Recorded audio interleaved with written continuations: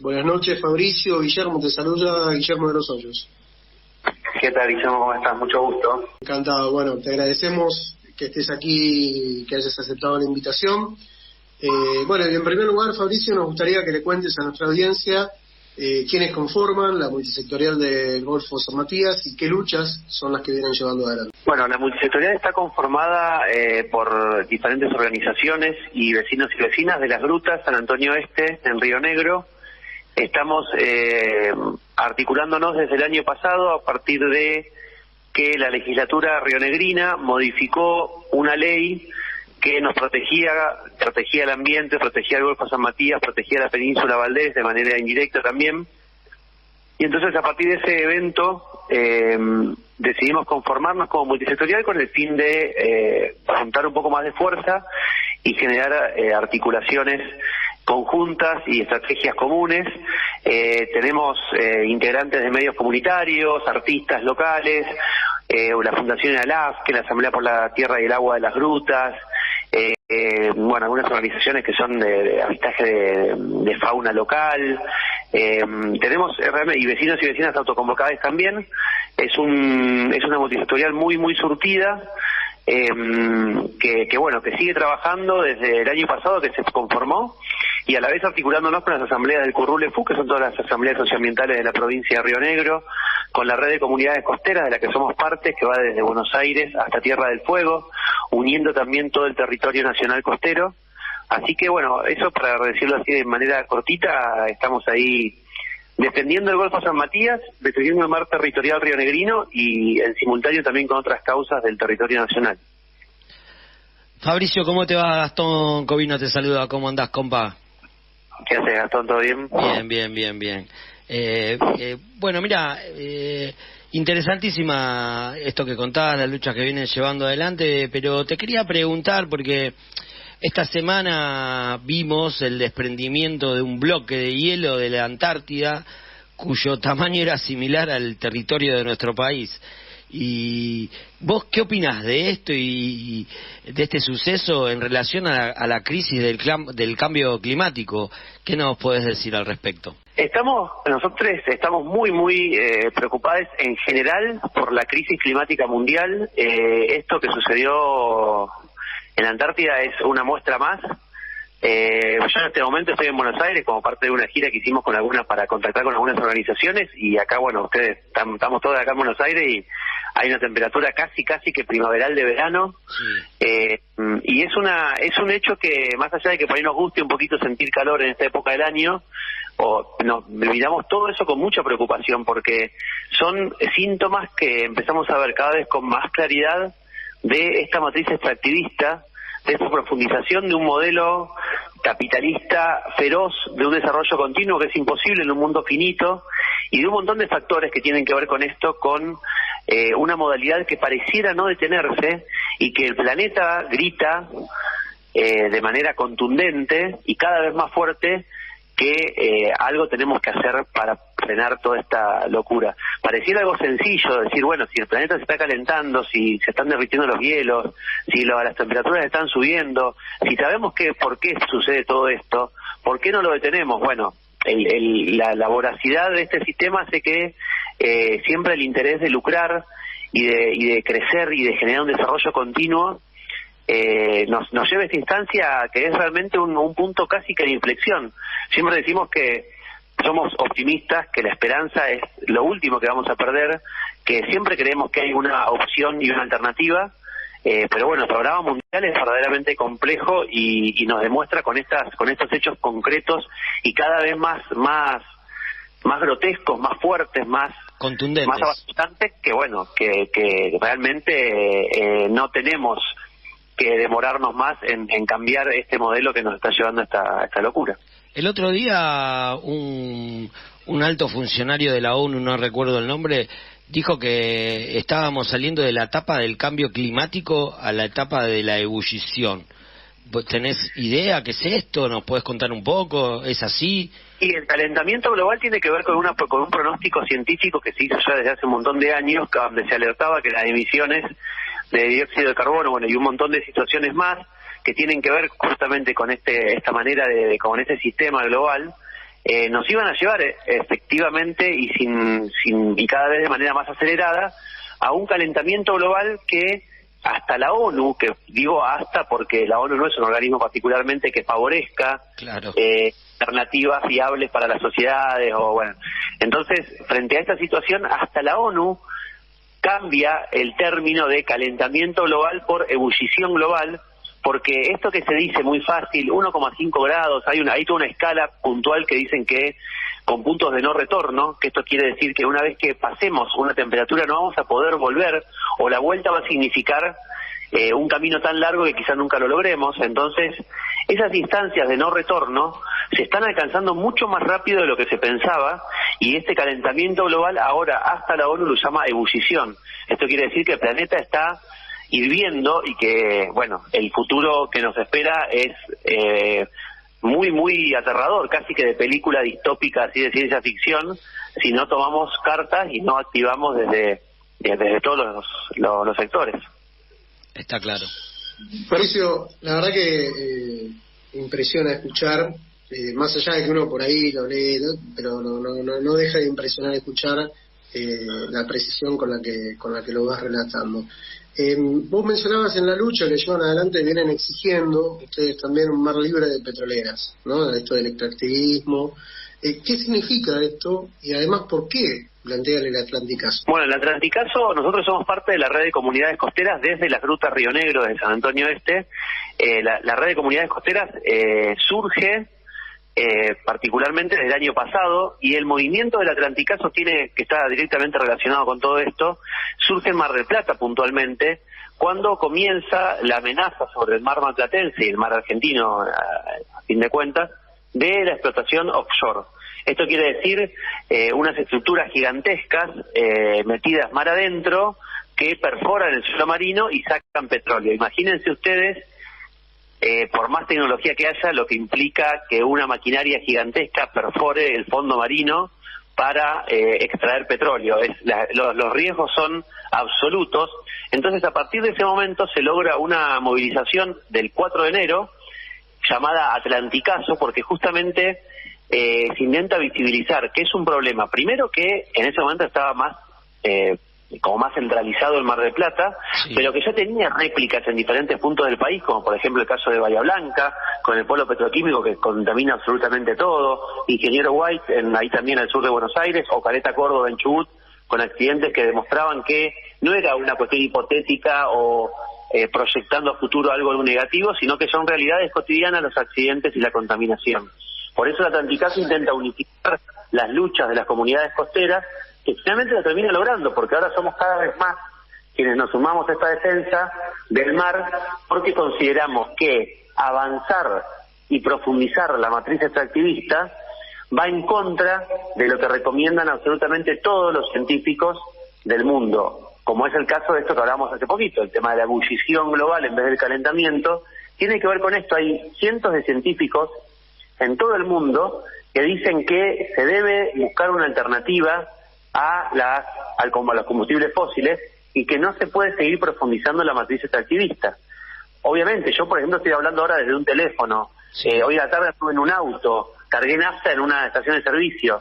El tema no es prácticamente imposible pretender que el cambio o la transición energética suceda de un día para otro, pero sí puede suceder si se planifica y si se ejecuta con inteligencia, con estrategias, incorporando diferentes sectores, porque hay alternativas. Hay muchísimas alternativas que no contaminan o que tienen un impacto ambiental ínfimo en relación a esta profundización de los modelos extractivistas. Y el caso más renombrado últimamente, que nosotros lo batallamos directamente, es Vaca Muerta en Neuquén, que todo el mundo habla como que es la promesa y que desde Vaca Muerta, o el litio en Jujuy, y en realidad profundizan modelos que destruyen el ambiente, empobrecen las poblaciones y las que hacen vida en esos ambientes, y finalmente terminan saqueando los bienes comunes, que también se le dicen recursos naturales, en pos de la ganancia de las empresas y de transición energética de otros países que nos utilizan como lugar para seguir justificando sus ingresos y sus ganancias, que finalmente son eso, simplemente saqueo del territorio para que se lo lleven. Por eso el atlanticazo es tan fuerte, por eso se está sintiendo cada vez más, y por eso también hay tanta intención de parte del gobierno y de YPF de legitimar los movimientos ambientales y sociales, porque estamos dando la batalla y estamos haciendo lo que debería estar haciendo el gobierno, que es defender sus territorios y comunidades. Muy claro, Fabricio, y recién hablabas del extractivismo, y nosotros desde nuestra organización planteamos que el extractivismo es más barbarie y sometimiento al FMI, ¿no? Y un poquito estuviste hablando recién, pero ¿qué significa para ustedes? Si le podés explicar un poco a nuestra audiencia qué es el extractivismo y por qué plantean que con el extractivismo, valga la redundancia, no hay democracia. El eslogan que utilizamos ahora hace un tiempito fue: con extractivismo no hay democracia. Lo usamos como hashtag y lo usamos en varias de las publicaciones que hacemos en redes. Sí. Tiene que ver directamente con esto que se estaba explicando. Por ejemplo, uno dice Vaca Muerta, mucha gente lo presenta como un proyecto nacional, popular, soberanía energética. El concepto de soberanía energética presentado desde YPF y el gobierno actual es totalmente fraudulento, porque en Vaca Muerta, por ejemplo, la explotación petrolera se realiza en un 85% por empresas extranjeras, que tienen mínimos requisitos y mínimos impuestos sobre lo que se llevan.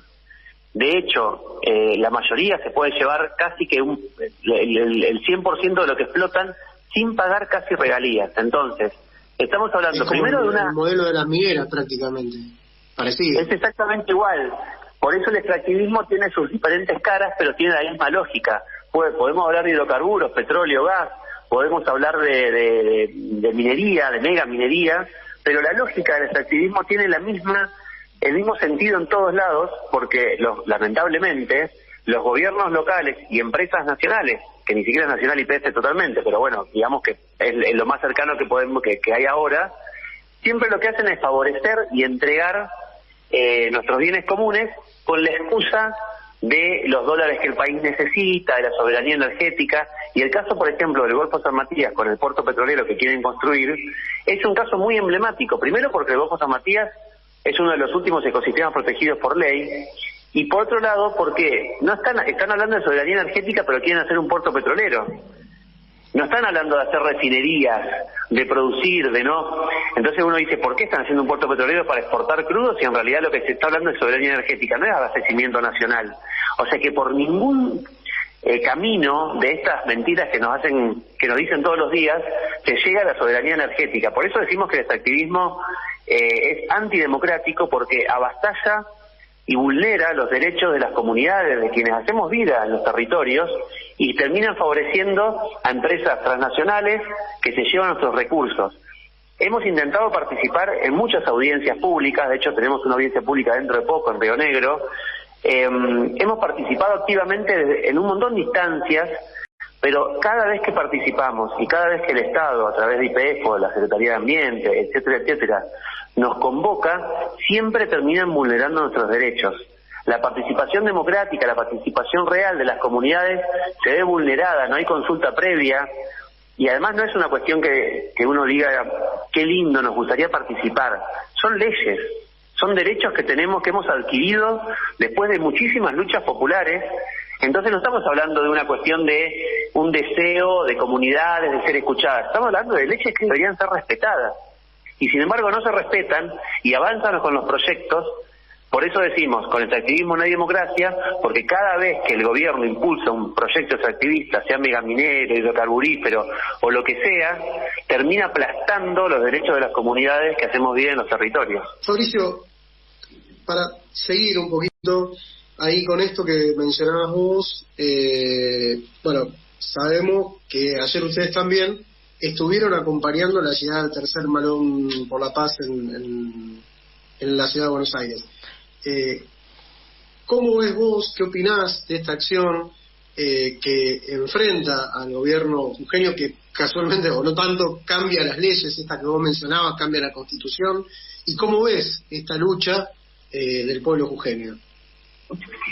La verdad que yo ayer estuve justo participando, estábamos con una serie de entrevistas bastante así seguiditas, pero tuvimos la oportunidad de participar de la marcha del Congreso hasta tribunales, y La sensación fue muy profunda, como miembro de una comunidad que está en lucha, en defensa de su territorio también, ver tanta cantidad de gente, de pueblo movilizado, fue muy impactante realmente. Vemos incluso como una punta de lanza, como se dice por ahí, que este movimiento de Jujuy, este movimiento popular, nos parece que puede llegar a ser una de las puntas que termine unificando las luchas de todos los territorios. Esto lo hablábamos incluso ayer con algunas personas que estaban ahí, que pertenecían a otras agrupaciones. Es realmente muy impactante la movilización del pueblo jujeño, saber, incluso en un momento yo me quedé mirando de los pies a un montón de personas que pasaban pensando en que habían venido caminando, que parece un dato menor a veces, porque uno dice, bueno, están acá en Buenos Aires, mucha gente ni siquiera sabe de dónde vinieron, o los veían por primera vez ahí, no se habían enterado de dónde, pero el entender la profundidad del compromiso de toda esta gente con su territorio, con su historia, y entender que están haciendo todo esto simplemente para poder vivir de manera, para tener un buen vivir en el territorio que eligieron para vivir. O sea, es realmente muy profundo, muy significativo, desde la simpleza de la defensa del territorio hasta la profundidad y complejidad de la historia y de cómo se ha presentado en otros momentos también este malón. Desde la multisectorial Golfo San Matías, desde Río Negro, estamos completamente apoyando al pueblo jujeño y también con esa mirada en algún punto un poco angustiante, porque vemos que el gobernador de una provincia que instala casi una dictadura y que pretende vulnerar absolutamente todos los derechos de los pueblos originarios, está candidateado por una fórmula presidencial. Entonces es medio angustiante ver toda la situación, incluso estando acá en Buenos Aires, hacía mucho que no venía, y ver cómo se mueve toda esa trama de poder, y cómo la comunicación muchas veces y la narrativa hegemónica hace que uno escuche cosas atrozes realmente, pero bueno, como movilización y como impacto me parece que es muy grande y que estamos viendo recién el comienzo de algo que puede llegar a nacionalizarse y ojalá que así sea. Vos mencionabas ahí esto de la posibilidad de la unificación de las luchas, ¿no? Nosotros en la editorial mencionábamos esto casi como una necesidad de las luchas ambientales, pero también de la unidad con la clase trabajadora, con los sectores populares. ¿Vos ves que esto es factible, que es necesario? ¿Cómo lo ves? Yo creo que está sucediendo. Nosotros, por ejemplo, desde la multisectorial arrancamos con la multisectorial tratando de unificar y hacer un frente local para ver qué estaba pasando con esta modificación de la ley 3308 que estuvo casi 20 años vigente y que nos permitió tener un golfo libre de contaminación hidrocarburífera. Y en ese momento estábamos diciendo, vamos a organizarnos para tratar de unificar las luchas locales regionales, San Antonio Este, Las Grutas, quizá un poquito más bien, o alguna otra comunidad costera de ahí de la zona, y automáticamente en pocos meses ya estábamos articulándonos con todas las asambleas socioambientales de la provincia de Río Negro, con todas las comunidades costeras que ya estaban conformadas en un grupo y que estaban articulándose ya desde hace un año y pico. Conformamos la red finalmente de las comunidades costeras para darle como una especie de entidad formal a estas reuniones que manteníamos, esta articulación que manteníamos. Ahora yo en Buenos Aires acá estuvimos en contacto con BCS, por ejemplo, que nos abrió las puertas y es una coordinadora nacional también que nuclea un montón de organizaciones. Tuvimos un montón de reuniones, estamos trabajando ya desde hace rato. Apareció ahora, por ejemplo, Mecorot, queriendo apropiarse del agua de Argentina en diferentes provincias, y se armó un frente nacional también que participan diferentes agrupaciones, por ejemplo también la multisectorial Golfo San Matías, con representantes. Muchas veces nos faltan cuerpos por ahí para estar en tantas luchas, pero se empieza a gestar esto de articularse cada vez más, y más allá de que sea muy sencillo ahora gracias a la tecnología, que uno abre un Meet y de golpe somos 30 personas de diferentes puntos del país, en un sentido simbólico está pasando también con esto de Jujuy, que atraviesa el país caminando, un pueblo movilizado en defensa de su territorio y que es recibido por un montón de organizaciones también que están en defensa de diferentes territorios. Por ejemplo, yo que vengo desde la multisectorial, sin querer presumir de nada, pero digo, bueno, estamos ahí ya unificando una lucha, y de hecho ayer nos vimos con algunos hermanos jujeños, nos dimos un abrazo y la emoción corría por todos lados, y nos encontramos también con representantes del Parlamento Mapuche Tehuelche de Río Negro, por ejemplo, con el que también estamos articulándonos desde hace rato. Entonces es algo que está sucediendo, y eso que estoy contando solamente una parte. Hay un montón de encuentros que se dan en Andalgalá. Hace poco también hubo un encuentro nacional. Es muy difícil, porque lo cierto es que muchas veces es muy desgastante y muy difícil. Las instancias que tenemos de participación o las posibilidades que tenemos de participación democrática se nos ven generalmente negadas, pero la respuesta colectiva que se está generando a través de la articulación nacional de los diferentes territorios hace que uno sienta como ese hormigueo interno y diga, bueno, puede pasar. Y cuando decimos eso, por eso como lo que te contaba recién, o sea, está pasando. La realidad es que está pasando. Quizá no tenemos a los medios hegemónicos que lo están contando, y puede ser, sí, es la realidad y es parte de lo que nos toca luchar también, y ver cómo encontrar la vuelta comunicacional, y ver cómo llegar a más personas. Pero lo cierto es que está pasando, nos estamos articulando, y realmente la respuesta está siendo colectiva. Y estamos encontrando la manera de articularnos de manera colectiva, horizontal, democrática. Así que, por más que el panorama muchas veces sea muy adverso, la fuerza colectiva está sintiéndose cada vez más en todas partes del territorio nacional. Fabricio, muy claro sos, y máxima unidad para enfrentar el ajuste, el saqueo.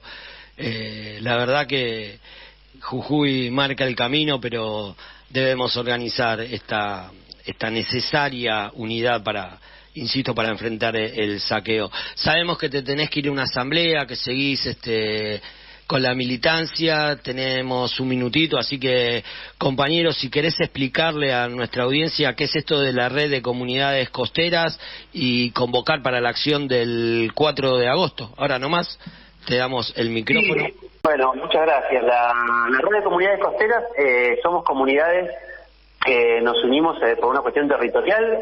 Hay algunas comunidades que están más al sur, desde Tierra del Fuego hasta Buenos Aires, hasta la costa de Buenos Aires. Hicimos un encuentro hace poquito, incluso en las grutas, que éramos más de 20 y pico de organizaciones, éramos más de 60 personas. Y es una red que se está consolidando cada vez más, entendiendo esto, que la lucha es una sola, que el territorio es uno solo.